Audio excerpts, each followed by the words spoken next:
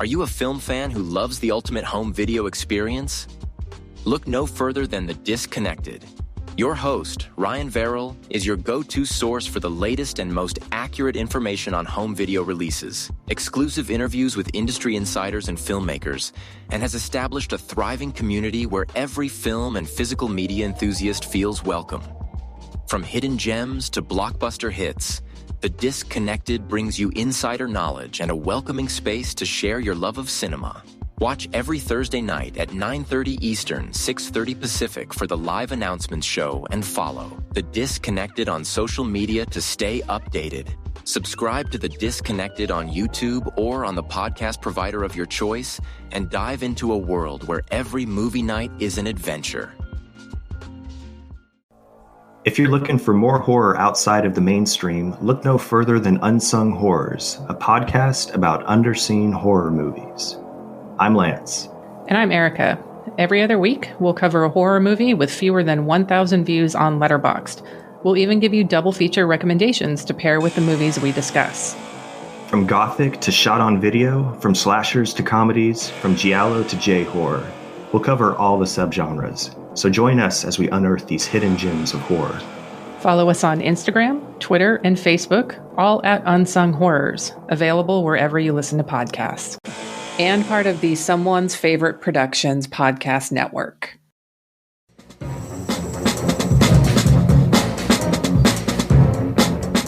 Hello, this is Aaron West. I am the author of the A24 New Wave. In this book, I look at A24's output and I make the argument that we are in a new wave movement right now. A24 plays a major role. This book has a supplemental podcast where each episode is a brief conversation about an A24 related topic, whether an actor, director, or even a genre.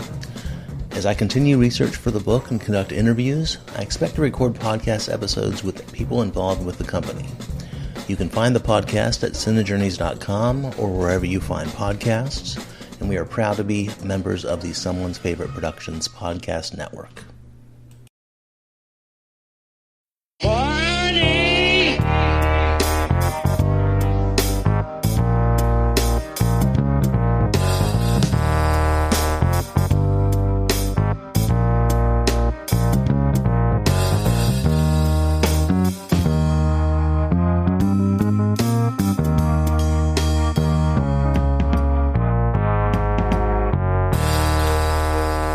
Welcome to the Life and Times of Captain Barney Miller podcast. I'm your host, Mike White. Joining me, as always, is my intrepid co-host, Lieutenant Chris Dashew.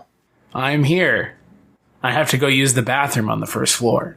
This month, we are looking at the first 3 episodes from the second season of Barney Miller Doomsday, which has the ominous release date of September 11th, 1975, The Social Worker from September 18th, 1975, and The Layoff from September 25th, 1975.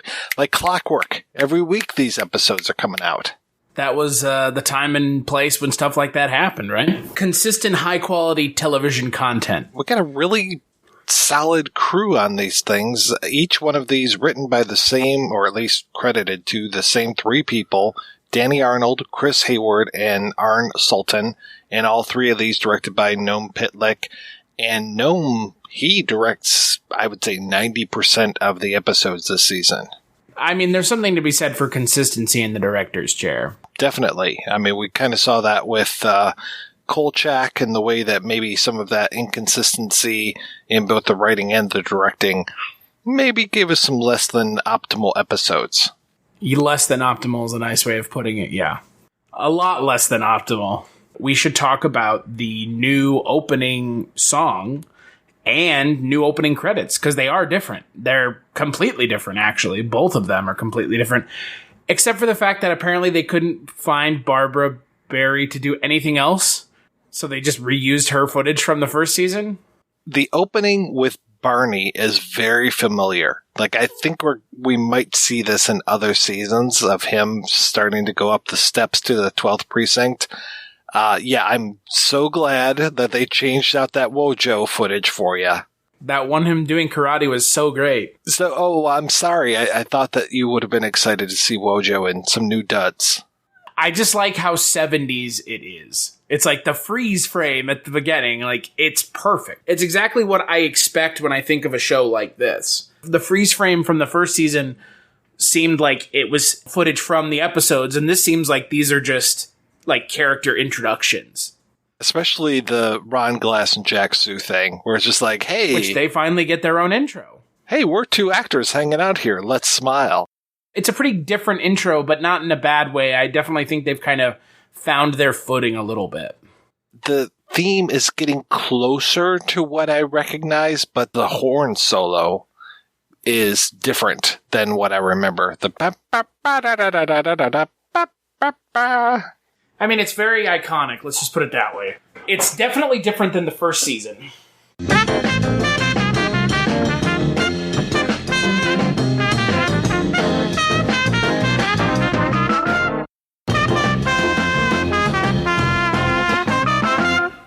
We talked a lot in the last episode about the importance of guest stars, and I think that these 3 episodes really speak to that quite a bit. Yeah, I would agree with you 100%, especially this first episode. Well, it was so great seeing Steve Landesberg here as Father Paul, and at first I was like, oh, is this the introduction of Dietrich? Is he just in here pretending to be a priest? Is he undercover? No, he's a criminal in this episode. I just like his voice. I mean, I hadn't really seen him in a whole lot of other things. His voice is amazing. Yeah, I would like him to just narrate my life. I'd like to point out, because they took such umbrage with it in the episode, you can take those Bibles from hotels. Mm-hmm. That's actually what they're for. That's what the Gideons do. Yeah, is for you to take the Bible with you. Though I'm very curious how he got the one Bible that's in Hebrew. I mean, I figure that's got to be just the Old Testament. That was a pretty interesting little joke from our good friend William Wyndham, who plays the dynamite-toting disgruntled man of the episode. We talked a little bit with some of the most recent episodes about how are they shooting this? Is it in front of a live studio audience? There is no audience, or if there was one, they replaced everything, because this is classic laugh track. The applause that comes up when William Wyndham comes in is just like, why are you guys applauding this guy? I don't know who he is, but he gets like Kramer level applause. In the first season of the show, we noticed the laugh track, and obviously that's in kind of integral part into the show. But yeah, this season, it is just already, it's becoming a little much. Laugh tracks for no reason, I guess. William Wyndham, sure? For whatever reason, in the 3rd episode, the laugh track hit me so hard because I'm a huge fan of MASH. And there is one goofy-ass laugh that's on the MASH laugh track, and that same goofy-ass laugh was on that laugh track in that 3rd episode. So I'm just like, okay, yep. For sure, I know pretty much what sound library he bought this from. Yeah, they're using the very stock one that all of the TV in the 70s and 80s were using, apparently. Waiting for a Wilhelm-esque scream, I guess, is pretty much the closest comparison. But the weird thing is that the timing, so like the timing of, like I'm picturing like, okay, was there an applause sign for Wyndham coming in, or was this all stock? Because there's a line, sorry, I'm kind of jumping all over the place. I think it's in the 2nd episode. There is a moment where Fish is on the phone and he's giving like one-liners, one after another, but he's waiting for the laughter to die down. Hello, Day Old Bakery.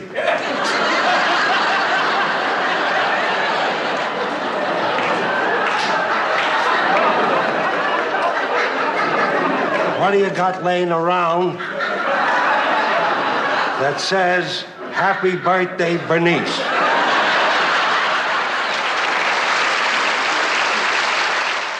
He seems like he's literally, genuinely reacting to laughter that's happening on that soundstage. So I'm like, is this a mix? Are they doing half and half with laugh track and not laugh track?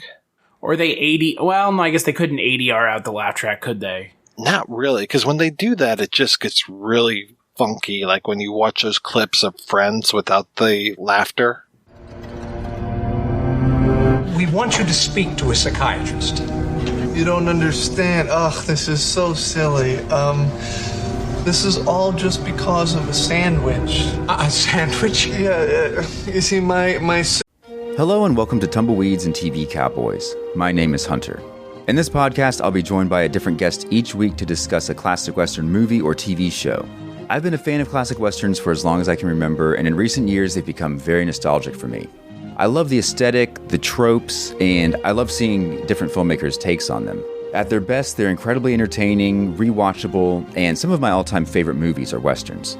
We'll mostly focus on Western movies made in Hollywood, but we'll also be covering spaghetti Westerns, and one thing I'm very excited to get into are Western TV shows. I've got some amazing guests coming on the show, film professors, historians, and podcasters. And Tumbleweeds and TV Cowboys is part of the Someone's Favorite Productions podcast network, and many guests on the show will be from other shows on the network.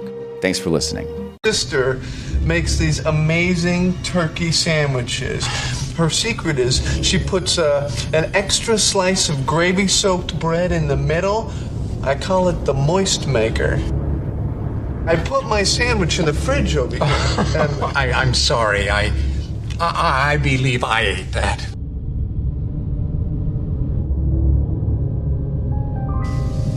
You ate my sandwich? Yeah, that was weird. I did notice that as well. I was like, wait, what? Like, this doesn't make any sense. I'm wondering if they're just sweetening things with the laugh track.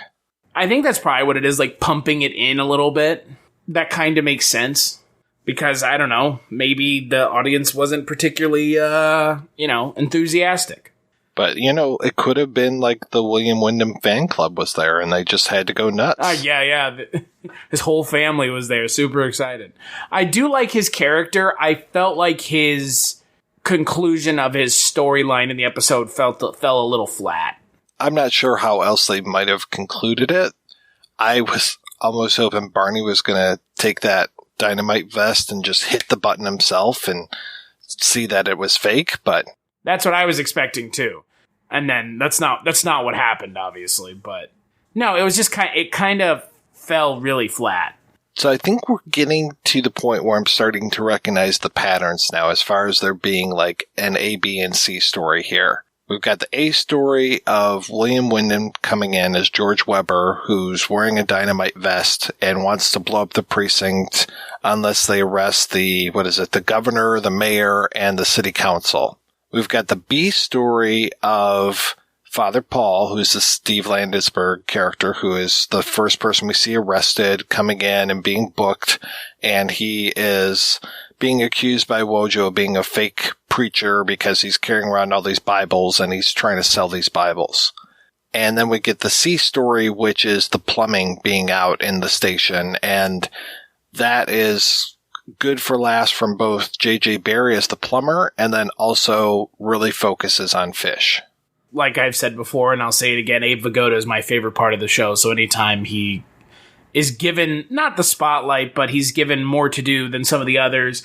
I do notice that it does seem to be Barney and Fish and Wojo, and everybody else is really sidelined. And I think that's probably going to be, we know that Jack Sue ends up passing away. Not pretty quick, but, he will be passing away during the run of the show, and Gregory Sierra will be leaving the show as well. I guess it kind of makes sense in a way, because they weren't exactly being overutilized anyways.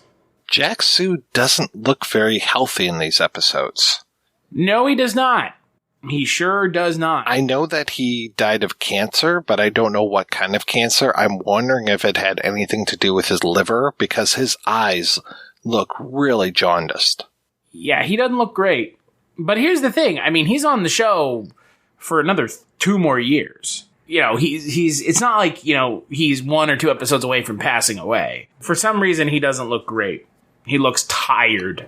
But overall, I thought it was a good episode. It was a good opening episode for the season. It reminded me a little bit of the one where the guy comes in and brings doesn't he bring a bomb to the station? That's right. That's the Experience episode. He leaves it and then they figure out it's the bomb. Yeah, he might have been the mad bomber of the city, if memory serves.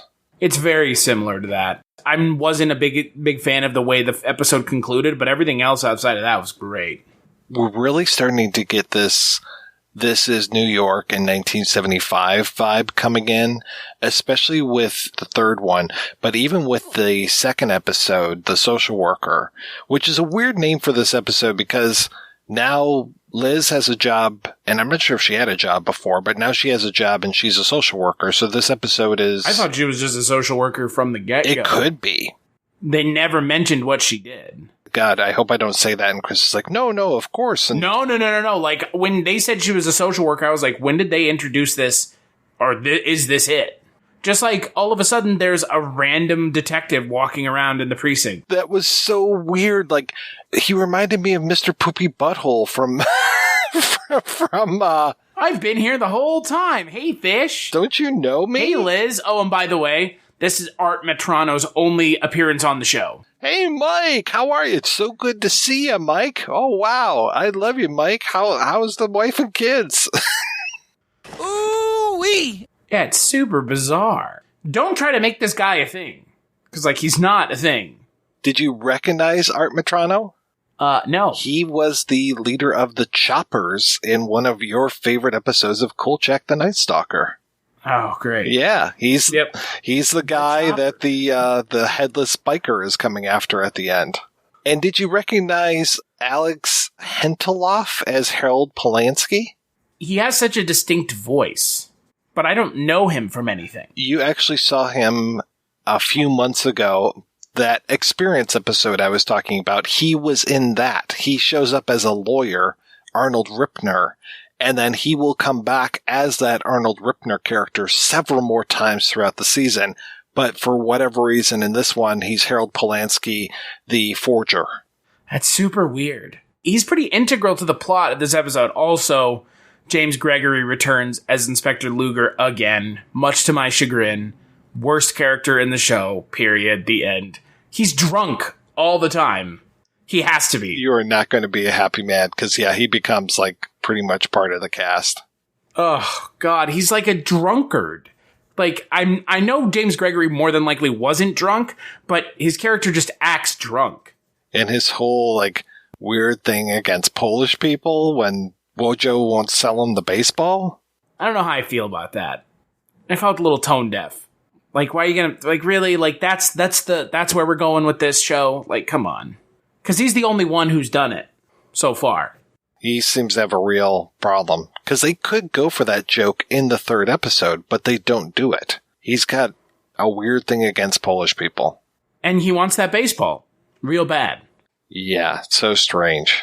So I'm trying to remember what all of the angles were in this one. For sure, there's the Harold Polanski story, which is him passing bad checks, and he is an expert forger, and he eventually starts signing autographs from famous people, and that plays into the baseball story. There's the baseball story, which also kind of plays into the Nathan Levine story, which is this old numbers runner. And that was the only part of this where I liked Luger, because he had this history with this Nathan Levine character. But other than that, Luger just doesn't add anything. And then I guess the third story is the whole thing about the social work thing. And I was saying, as far as like this playing into 1975, when they say that her client is living over in the South Bronx. South Bronx. South Bronx. The South Bronx. South Bronx.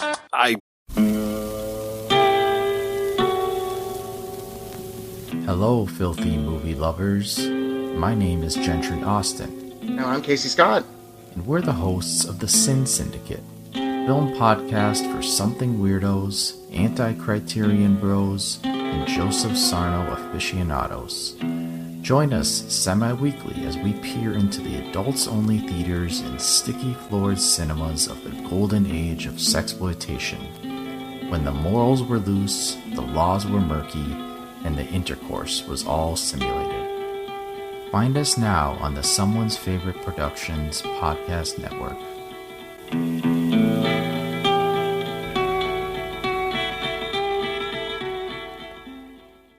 Had to do a whole lot of research on this for an episode we did about Wolfen.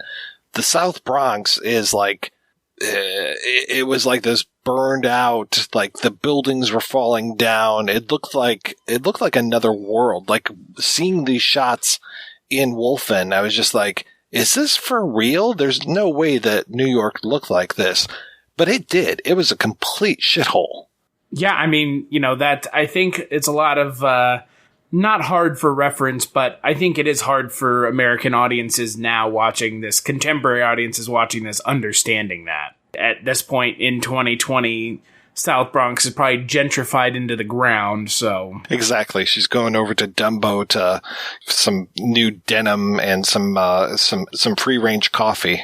Yeah, American Apparel, dude. There's an Urban Outfitters in South Bronx. Like, yeah, no, it's one of those things where it is, again, that we have no frame of reference for that. But like you said, yeah, I had to look into it as well. And, I understand Barney's trepidation, but again, also a little tone deaf in 2020. My wife is a social worker. We would watch the evening news together. And there would be a shooting in Detroit, and she'd be like, oh, I was just there 2 days ago. And that would happen so often where it was just like, oh, yeah, I have a client that lives about a block away from there. And after a while, I'm just like, you have to stop telling me. You have to stop telling me this stuff. So she just doesn't tell you anymore? One thing is that she doesn't see that type of client too much anymore. Gotcha. And the other thing is, yeah, we haven't really watched the news together that much either, so... So there's that. And since COVID, she doesn't go out at all and see anybody. She has to do it all via the phone. Well, there you go. So it makes me feel a lot better. Just think what Elizabeth Miller would be up to in COVID. There you go. I forgot there's another story going on in here, which is Chano and the IRS. That was this one, right? I mean, it's so minor. Honestly, some of the C plot lines are so minor that you could put them in any of the episodes, essentially. They might have just had a running list in the writer's room. All right, what can we do in this episode? All right, Chano's going to bitch about the IRS. Of the 3 episodes, I like the first one the most. This one is okay, but it doesn't really do anything too unique or exciting with the setup, the framework, the structure of these episodes as we've kind of come to expect them. I will be honest, I laughed out loud a few times at the Layoff episode. One of those laughs was 100% inappropriate. I was amazed that they went there with this joke. And in 2020, I guess they would probably maybe still make the joke, but man, oh man. The name of the episode is The Layoff. 1975, New York City, city's running out of money. The famous headline, Ford to New York City, drop dead. There is no support for New York. It's just going in the shitter. So there's all these layoffs. They got to have some young blood on the job. Well, then how are they going to decide who goes and who stays? Don't you? They got a guy downtown who's going to be saying eeny, meeny, miny, mo. That means I'm next. Oh, so inappropriate and so funny to me. No, but I'm glad the show did go there then. I mean, again, that's kind of what I expected from the show. I was so glad that he had such a good laugh line in this. Well, I mean, I love Ron Glass. I mean, he's one of my favorite parts of the show. He's a fantastic actor. And again, him and Jack Sue don't seem to be given a whole lot in the show, unfortunately.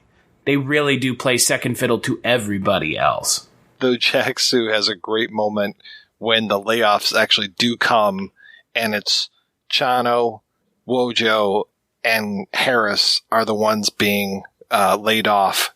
And as they're getting the "I need your gun and your badge" from Barney, Yamada just breaks into the room. You would not believe the funny thing I just heard.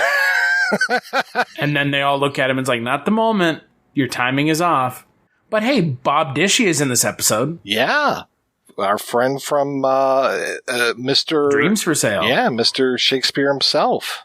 He's got such a great face. I love his face. I would agree. I also think, he's really good in this episode as the scummy lawyer. Well, I liked him. I really liked Oliver Clark as the fur thief, and I really like Candace Azara as Miss Lamada, who just has a weird thing, like her stabbing somebody, and she just doesn't seem to realize that it was wrong at all. And her and the fur thief fall in love through the bars. And they're going to meet back every Christmas. Super weird. I mean, that's what I like about the show is it does seem to have this weird sense of humor. Oh, yeah. And she's got this kind of strange look on her face a lot of times. She's got like this a little bit off voice. She was in one of my favorite movies, which is Pandemonium, the Alfred Soul film. It is really off, but yeah, she's great in it. The whole movie's great. You're given a lot more storylines in this episode than the last two, and they all kind of coalesce together right at the end. More so than I feel like in some of the other episodes we've seen. I do feel like the conclusion, though, of the final conclusion of the episode where they all magically get their jobs back in the post-credit scene is a little lame. But it's also a sitcom from 75, so everything has to return back to normal. No changes made for the characters. That always reminds me of Lisa Simpson, who's just like, well, don't worry. Everything will be back to normal in 30 minutes. Exactly. And that joke is so it's too on the nose for its own good, essentially, because it really just, undercuts all of these kinds of shows, because that's the ultimate problem with sitcoms is, especially traditional sitcoms. I mean, sitcoms now with stuff like Modern Family, stuff like that, they have a kind of a long-running storyline. But yeah, I mean, originally these kinds of shows, like, the season opens with no fanfare, the season closes with no fanfare, and there's no overarching story. Every episode is a standalone episode. Right. Yeah, there's no bad wolf or anything that's going to... But hey, there is the fact, and we forgot to mention it at the top of the episode, instead of referring to him as Max Gale, he's now Maxwell Gale. Yeah, very professional now. Which is weird. Because, he doesn't go by Maxwell Gale. He goes by Max Gale on, like, everything. I just have to ask, #where's Mike? He was there. He was so part of the precinct. I mean, I remember all those episodes he was in the first season, and now he's just gone. He's gone again forever, and he never comes back because they were trying to shoehorn in a random... I used to have no idea. They don't even address that character at all. Like, they don't address why he's there. He's just, like, hanging out in the precinct. Why? Where'd he come from? Like, everybody knows him. It's really a sticking point. It's like that, like you said, Mr. Poopy Butthole, or in The Simpsons, that, like, the rad version of Bart from the Poochie episode. You're trying to make, like, a cool character, like a quirky character, because it's like, oh, you press all the soap back together. Like, what in the fuck are you talking about? That was so strange. You see? You save all the little pieces, and after about a year... You melt them together, and you get a whole new bar of soap. Oh, nice to see you again, Mike. Yeah, even Barbara Barry's like, I'm out of here. I'm beyond out of here. I don't want anything to do with this guy. I do want to know why Abe Vigoda's character of Fish is married to his wife, though. Yeah, he is just not happy at all in that marriage. No, and I want to, they're going to have to, I don't know, because I haven't really looked ahead to when we start talking about Fish, but I wonder if it's the same actress, because we know it's going to be Abe Vigoda. And I also wonder if he's going to treat her in that show the way he treats her in this show. Because who would want to watch that if that's what was going on in the spinoff show? Like, that would just be, I mean, like, that's the thing about Fish, is I like his character aside from the kind of, like, shithead way he treats his wife, because it feels it feels even more played up than a show should be doing. Do you know what I mean? We talked about this before, the Al Bundy thing, and it's very much in that vein. And it's just like, no, like, this exaggeratedness is like, it's not funny. It's just like kind of bizarre, frankly. Yeah, because I guess we forgot to say in the second episode is the one where he is having memory problems, and he forgets her birthday. He forgets her own name at times. He forgot her name. That's what brought it up. And that he forgot a doctor's appointment. And then, yeah, as Barbara Barry's leaving, she's like, oh, I'm so sad that I missed Bernice's birthday yesterday. And then he's like, oh, shit, I did too. And it's like, oh, man, dude, you're... No. He can't even remember his anniversary date, but he can remember the serial number on his gun. Again, I like the character of Fish. He's my favorite character on the show. But there's something to be said for not overdoing it. You don't have to, like, really punch it up that he hates his wife. And if he hates his wife, then just get divorced, dude. Don't adopt like 12 kids, because that's where this is going, or running a halfway home or whatever the hell direction. Because that's what Fish is, right? It's like a halfway home, or he runs like a halfway home or something. I don't remember one episode of it. I think that's what the show is him and his wife adopt a bunch of like street children. Well, I mean, that seems like the natural for a spinoff from Barney Miller. Right? Yeah. Yeah, clearly. I mean, at least with Enos, when he spun off of Dukes of Hazzard, he had his own, like, I'm going to the big city and I'll be a detective there kind of thing. I just like the name Enos. Big Enos. Little Enos. Look, I mean, Abe Vigoda, as far as I'm concerned, and Hal Linden carry the show on their back. And whenever they're given the most to do out of anyone, these episodes really hit their stride. But again, you do have very talented actors that aren't given a lot to do, and it's unfortunate. Is that the police coming to get you right now? Yeah, they're coming to get you, Bob. Barbara Barry. A grumpy New York cop and his wife adopt 5 rowdy foster children. That's not what I want. And I don't think that's what anyone wants at all. So, but for the record, same actress plays his wife. So that's what we have to look forward to. I see a lot of jokes about women using the bathroom too much, like being in the bathroom for too long. Oh, there's just so many.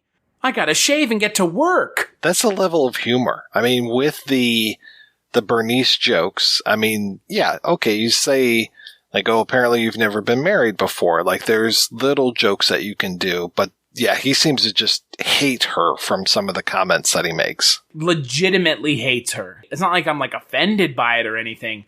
It's just, sometimes it's a little too much. Like, do something about it then. You hate your wife so much? Then do something about it. Like, no one's forcing you to stay married to your wife. And I'm curious if they have kids. Like, nobody's mentioned having kids. I mean, other than Barney, we know has kids, but nobody else. I mean, I don't even know if Yamana has a wife. I mean, maybe we'll see that. I mean, again, we've barely even seen outside of the precinct. Yeah, we're 16 episodes into, how many did we figure? Like 140 something? Something to that effect. It's a lot. It's definitely a lot. I think it's even more than that, because it's like 22 to 25 episodes for the next 7 years. I mean, that's the thing in my mind, is like, I like that the episode and the show is very much like a bottle show. But at some point, I would assume they're going to get a bigger budget.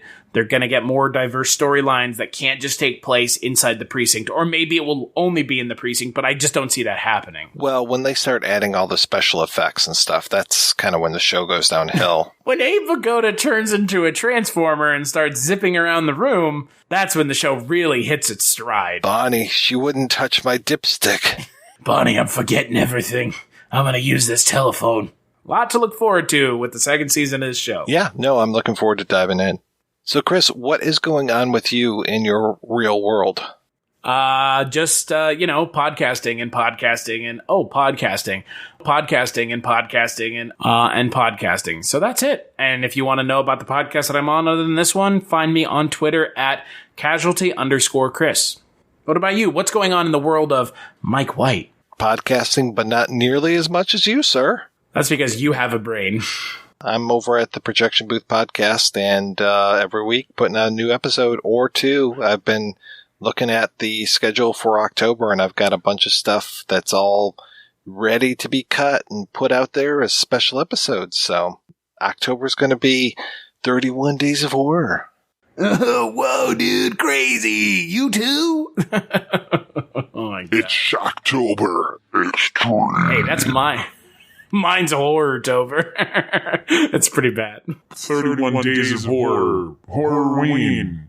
Horrorween sounds like a weird dick. It does. I don't know. All those things are really lame. But yeah, October's coming up on the Culture Cast too, and we're going to have a lot of interesting movies we're going to be talking about. I can tell you that much. Thank you so much to John Walker for composing our theme.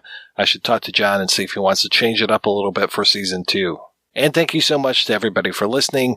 Please head on over to iTunes to rate and review the show, and make sure that you say Chris is a fantastic co-host. He does not want to be forgotten when ratings start coming in for this show.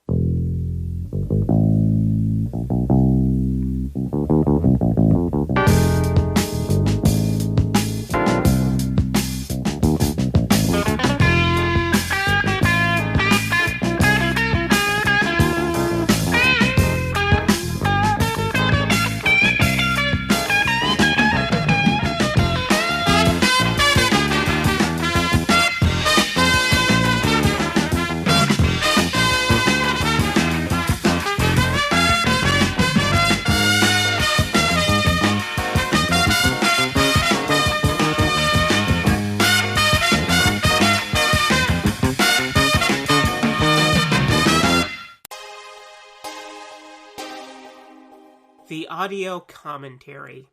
It's a dying art form, but here at One Track Mind, I, your wonky yet affable host Ryan Luis Rodriguez, analyze film through the prism of these embryonic forms of podcasting, one audio commentary at a time. Masterpieces, crapster pieces, live action, animation, cult classics, films literally no one has ever heard of. No track is too small and no track is too big. Join me and my guests from the entertainment world as we keep these features alive every other Tuesday. Hey, who else is going to discuss Bill and Ted's Bogus Journey one week and Citizen Kane the next? Us, that's who. Sure, you have to put up with my voice, but there's a certain give and take in this industry. That's One Track Mind, part of the Someone's Favorite Productions family and available wherever you get your podcasts.